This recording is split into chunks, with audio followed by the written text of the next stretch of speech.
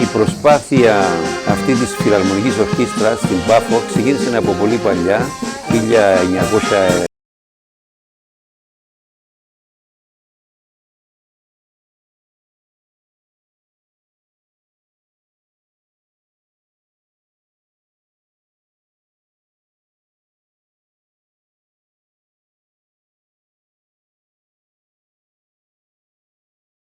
Με τον προηγούμενο συνάδελφο, έτσι βρήκα ένα-δυο παιδιά που παίζαν όργανο και έπρεπε να μαζέψω κι άλλους και έτσι έκανα.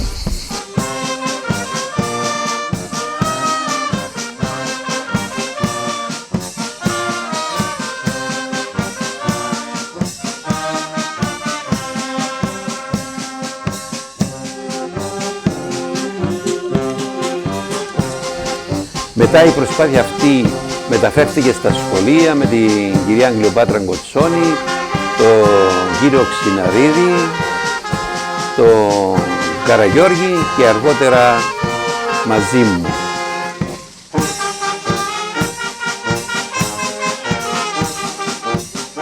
Έτσι ήταν λοιπόν και μάλιστα τα δύο εμβατήρια που έγραψα εγώ τα χρησιμοποίησε και ο Δημήτρης μετά που ήρθε για αρκετόν καιρό.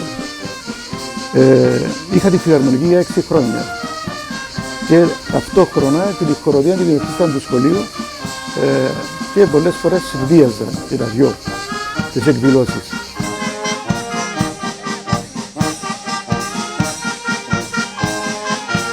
Για μας η εκδήλωση που έγινε από το Πάφος 17 ήταν μια έκπληξη και ευχαριστώ το Πάφος 17 που είχε αυτή την πρωτοβουλία.